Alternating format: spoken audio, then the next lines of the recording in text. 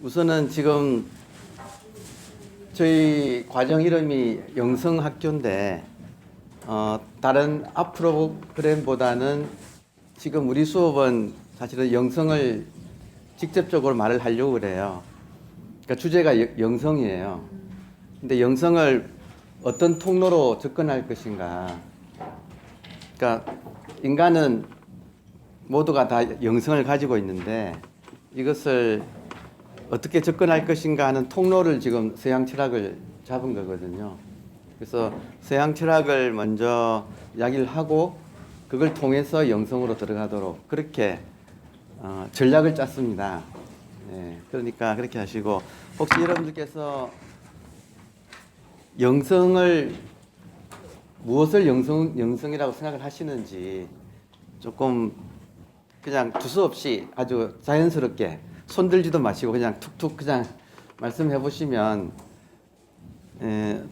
강의에 도움이 되겠습니다. 왜냐하면 여러분들이 어떤 것을 원하시는지를 좀 파악하고 싶어요. 그래서 거기에 맞춰서 여러분 소위 말하는 눈높이라는 거 있죠. 그래서 영성이 뭐라고 생각하세요? 그냥 쉽게 그냥 툭툭 던져보세요. 영혼의 성숙함. 영혼의 성숙함. 좋습니다. 영혼의 성숙.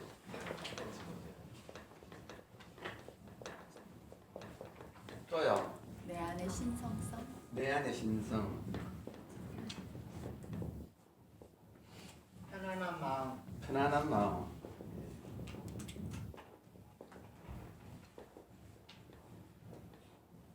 내 안에 있는 것. 내 안에 있는 것.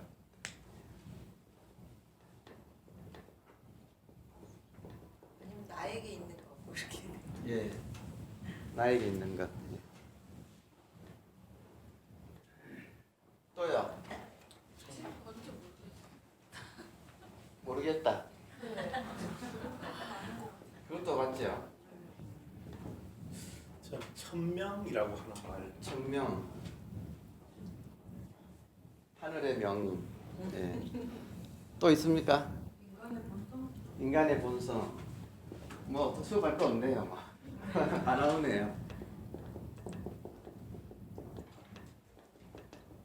또요. 깨달음. 깨달음.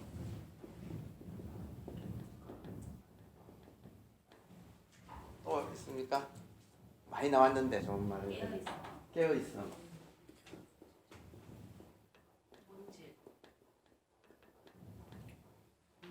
본질. 네. 알아차림.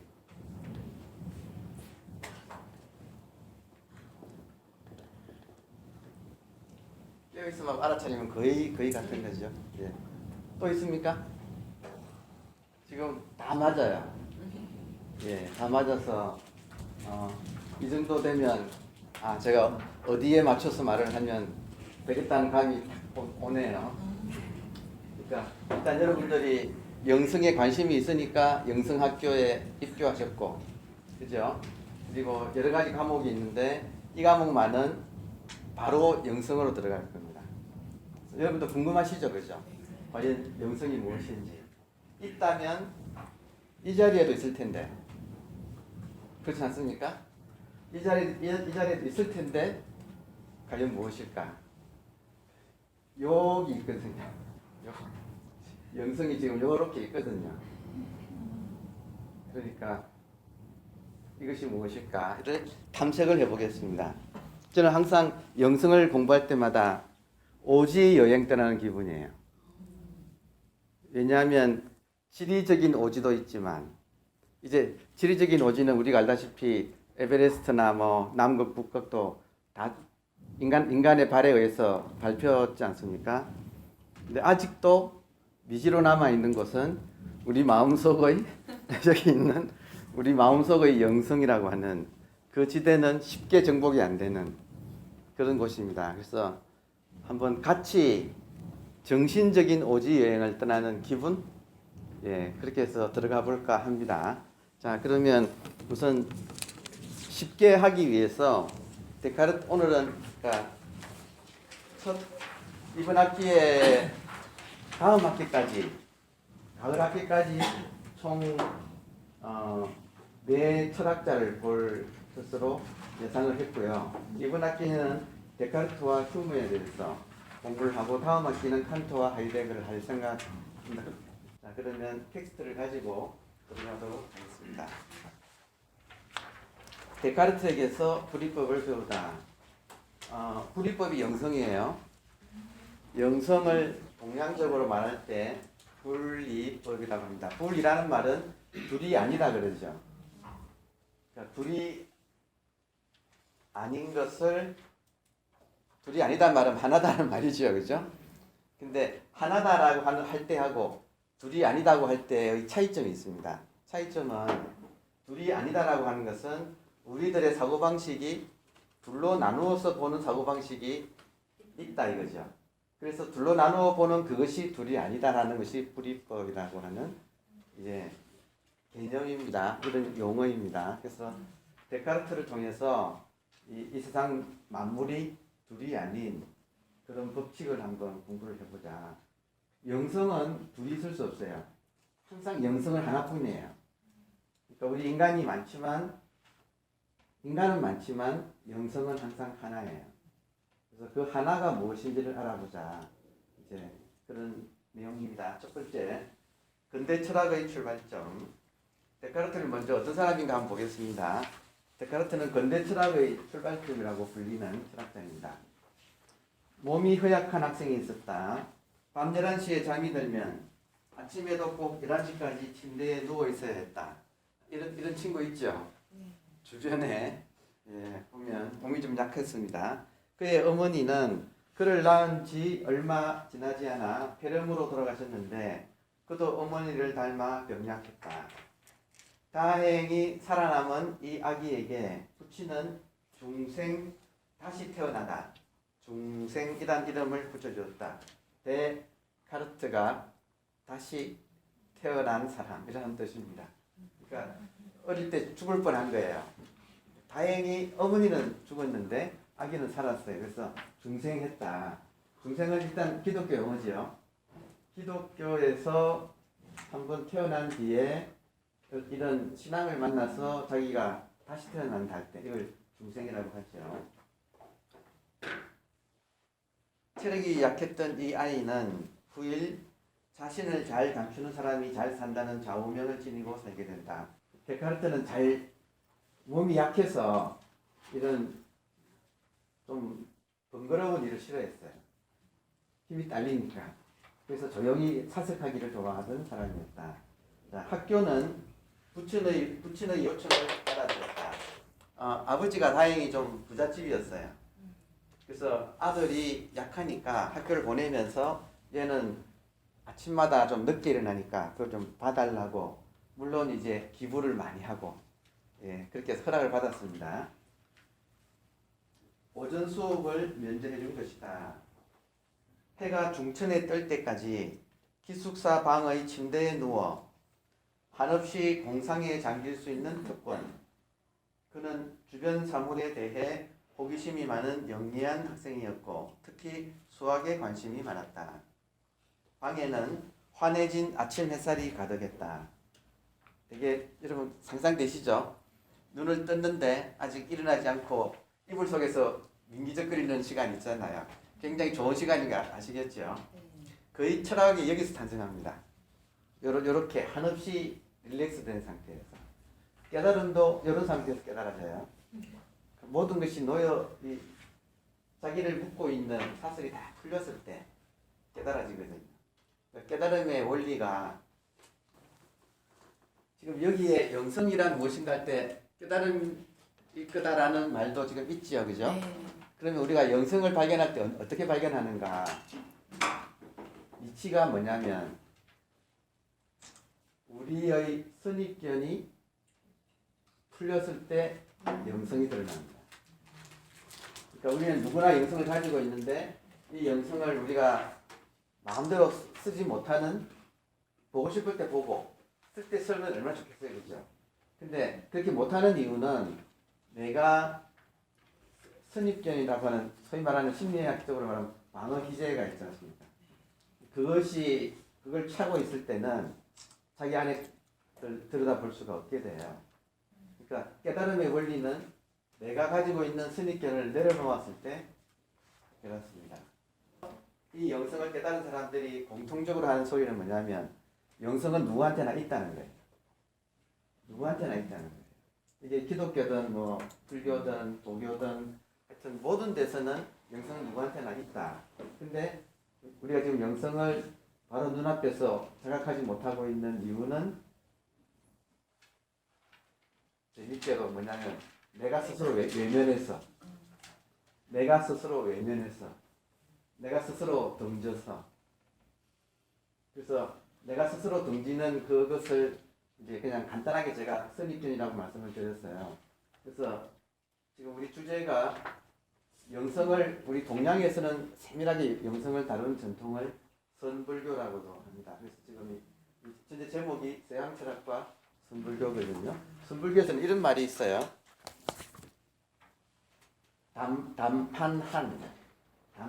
담판한인데 무슨 뜻이냐면 판은 판자거든요. 담은 담당하다 할 때 판자를 짊어진 한 사람, 판자를 짊어진 사람이라는 말이 있어요. 이거는 뭐냐면 판자를 여러분 지금 이런 판자를 등에 지고 다니면 앞만 보이고 뒤는 못 보겠죠. 뒤를 보려고 돌아서도 또 여기는 가리겠죠. 그러니까 등에 판자를 지고 다니는 사람, 이것이 영성을 모르는 사람을 등에 판자를 지고 다니는 사람이다 할 때 이 판자가 뭐냐 이거죠. 오늘의 주제는 내가 지금 등에 지고 다니고 있는 이 판자가 무엇일까? 그게 무엇인 줄 알면 영성을 볼 확률이 문이 열립니다. 이해되시죠? 네. 영성은 지금 다 있는데 스스로 지금 외면하고 있다. 중국에 가시면 저는 상해 박물관에서 그림을 하나 보고 아주 재밌었어요. 중국에 여러분 팔선이라고 하는 팔선도가 있거든요. 한국에도 뭐 웬만하면 보면 8명의 신선에 대한 그림이 중국에는 유명한 팔선이 있어요. 그 중에 장과로라고 하는 신선이 있어요. 장과로는 그 백수호 있죠. 백수호 큰 놈을 그 삶아 먹고 신선이 됐어요. 근데 자기가 먹을 때 너무 양이 많아가지고 자기가 데리고 다니던 나귀한테도 먹였어요. 그래서 이 나귀도 같이 신선이 됐어요. 그래서 평소에는 나귀를 이렇게 비단종이라는 게 있죠. 중국에는 비단을 입은 종이처럼 얇게 해가지고, 그러니까 비단으로 나귀가 이제 비단으로 되어서 종이처럼 접고 다녀요. 그러다가 필요하면 그걸 펴가지고 물을 푹 뿌리면 나귀가 다시 나오는 거예요. 그래서 그걸 타고 이제 다니기도 하는데 탈 때는 반드시 거꾸로 탔어요.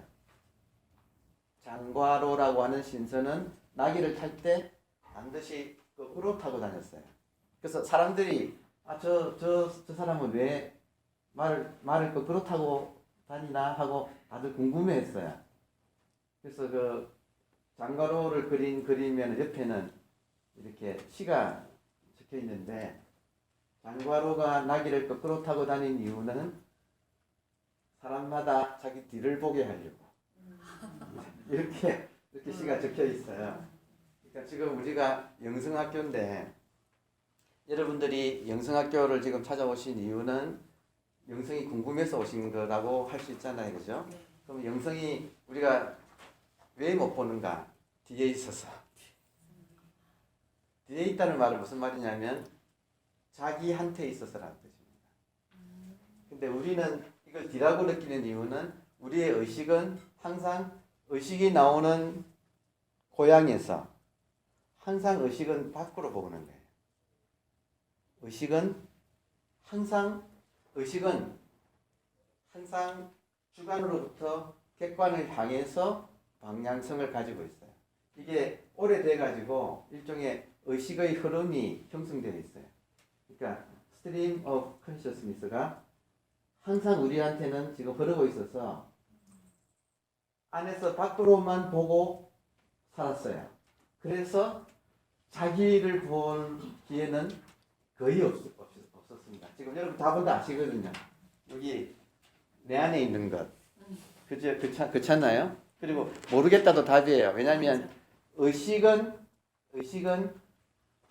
밖에 있는 것을 보지. 의식이 출발한 그 자리는 못 보는 거예요.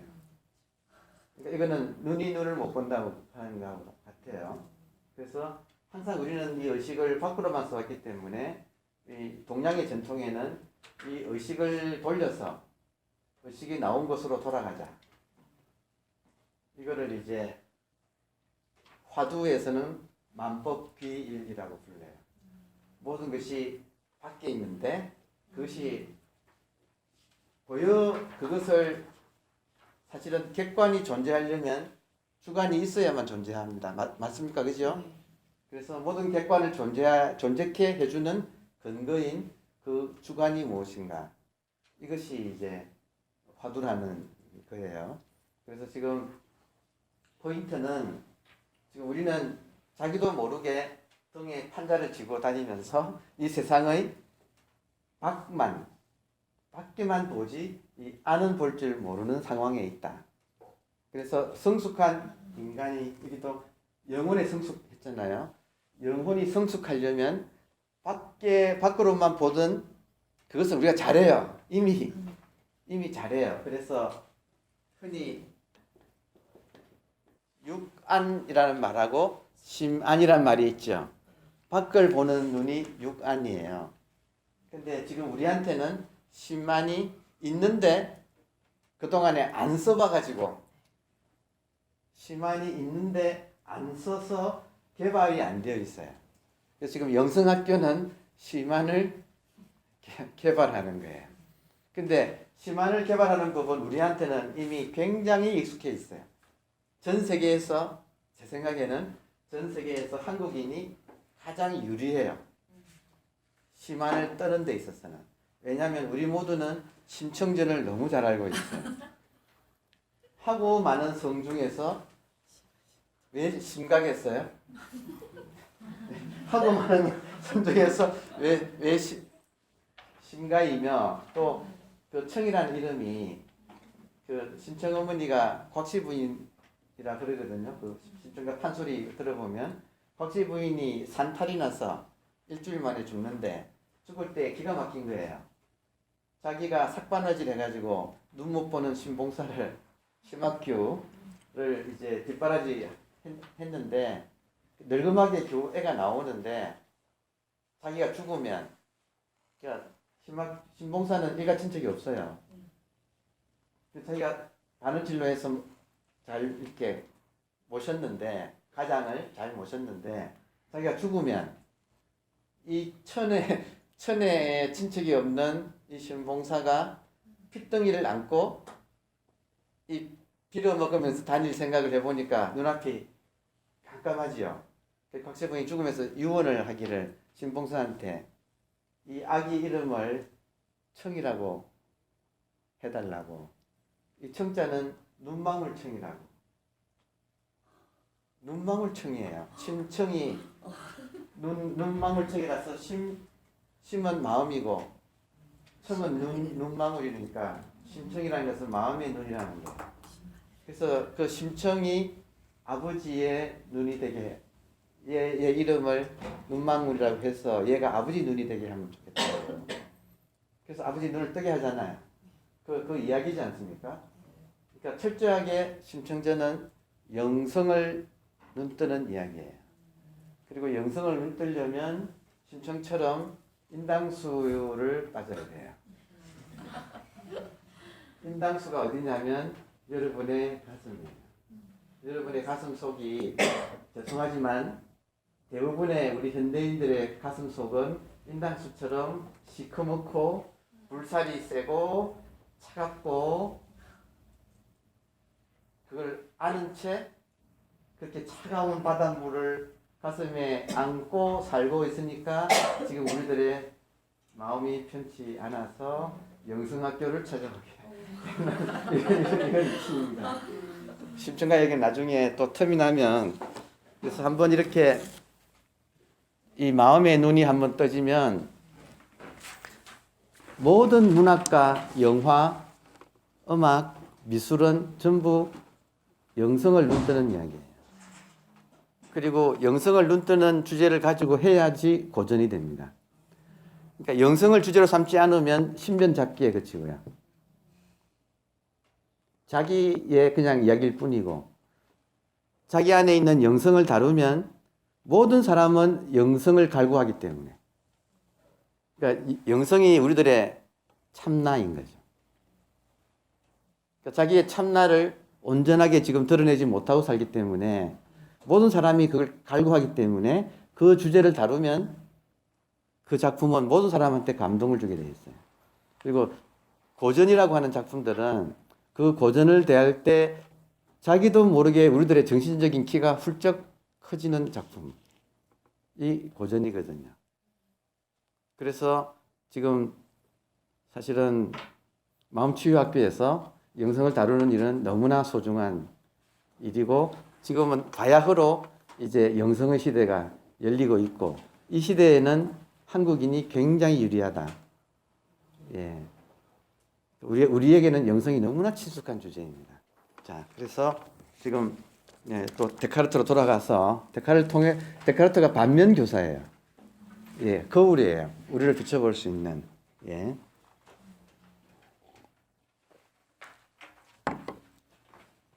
방에는 환해진 아침 햇살이 가득 찼다. 이미 잠에서 깨어나 사지를 이리저리 뻗으며 마음껏 기지개를 켰다. 실컷 자고 나서 몸은 이완될 대로 이완된 상태. 밖에서는 한창 수업 중인 친구들의 글 읽는 소리가 들려왔다. 의식이 완전히 돌아오고 눈이 말똥말똥해지자 며칠 전 수업 시간에 들은 선생님의 말씀이 떠올랐다. 데카르트 당시대의 수학의 가장 큰 문제는 이거였습니다. 우리 시대 수학의 최대 과제는 대수학과 1 플러스 1은 2 이게 대수학이에요. 그리고 기하학 무슨 말인지 아시겠죠? 도형으로 하는 수학 기하학 대수학과 기하학이 따로따로 놀고 있었는데 이것을 어떻게 통합시키는가 하는 문제이다.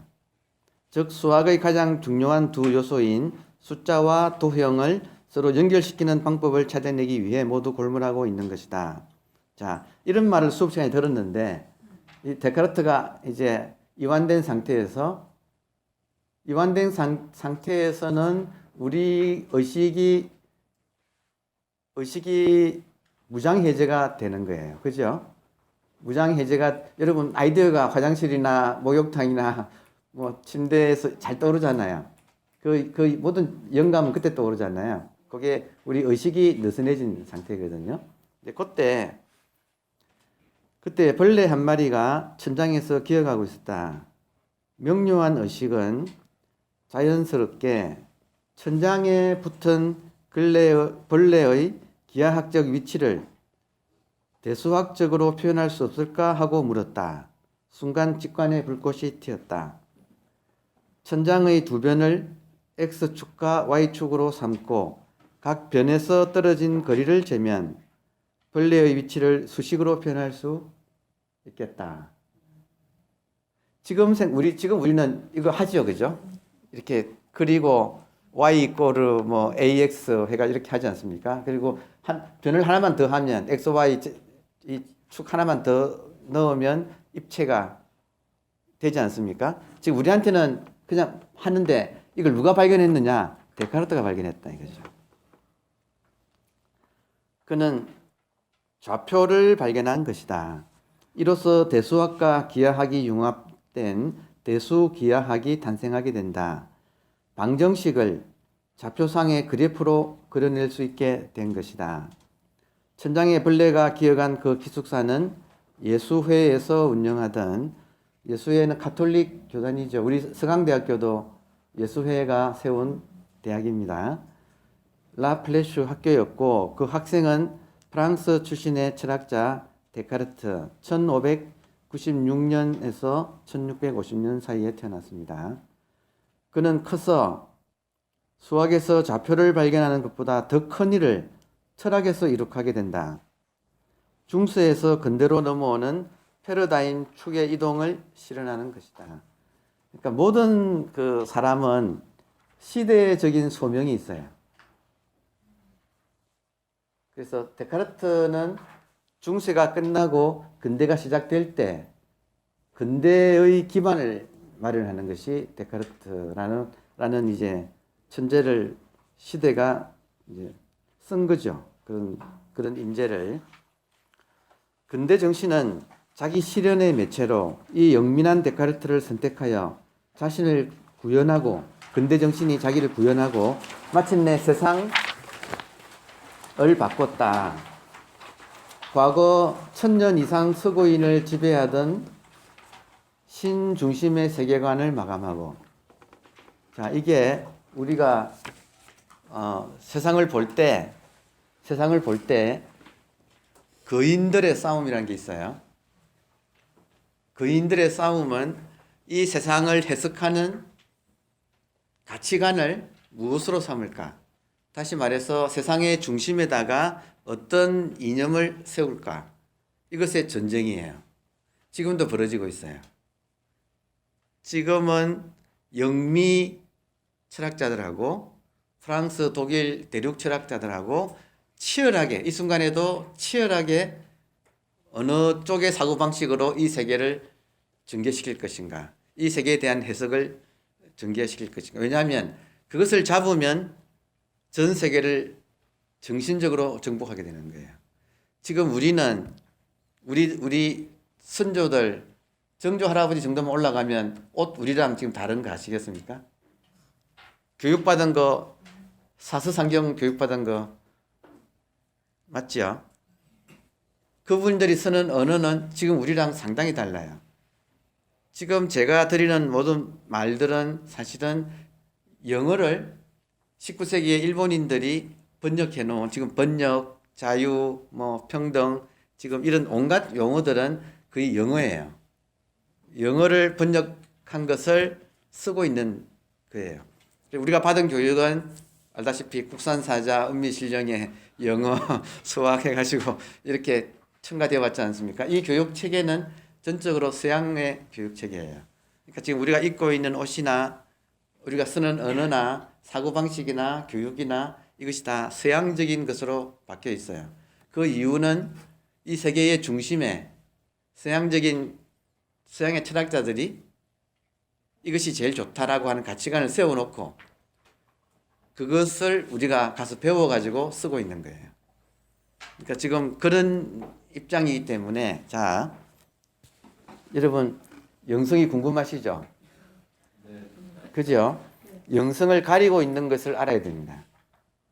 그러니까 깨닫는다는 것은 영성을 깨닫는 게 아니라, 왜냐하면 영성은 지금 눈앞에 있어요. 내가 지금 무엇에 가려 있어서 못 보는 것뿐이에요. 내가 지금 무엇에 가려 있는가, 이게 핵심인 거죠.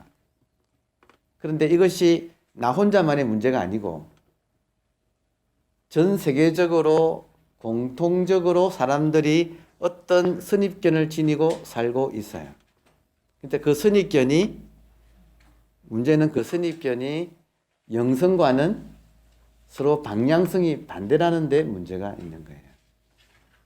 따라서 기존의 선입견을 가지고 그걸 가지고 영성을 볼 수는 없어요. 안타깝게도. 그래서 이렇게 서양 안에서 먼저 기존의 세계를 해석하는 이런 세계의 해석 체계, 이거는 뭐냐면 데카르트가 왜 근대의 아버지냐면, 근대 철학의 아버지냐면 세계의 중심에다가 이성을 놓았어요. 인간 이성. 지금 우리 시대는 데카르트의 자손들이에요. 모든 가치의 기준이 인간 이성에 근거하고 있어요. 인간 이성에서 나온 게 기본적으로 과학이에요. 과학 기술이에요. 지금 우리 전체는 신문에다가 의사가 무엇을 먹으면 몸에 안 좋고 안 좋다 이러면 바로 다음 날 식료품 가게에서 난리가 나요. 우리가 가장 믿는 사람은 지금 신이나 부처님이 아니고 이 의사를 비롯한 과학자들을 믿어요. 지금 그런 사고방식이 우리가 살고 있어요. 그래서 여기에 가장 먼저 반발한 사람들은 서양에서 먼저 반발했어요. 그것을 이런 이성주의에 반발한 사람들의 운동의 이름을 낭만주의라고 불러요. 그래서 철학은 이성주의로 가고 있고 예술사조는 거기에 반발하는 낭만주의 기조가 기본적으로 흐르고 있어요. 그래서 지금 우리가 저는 참 조심스러운 게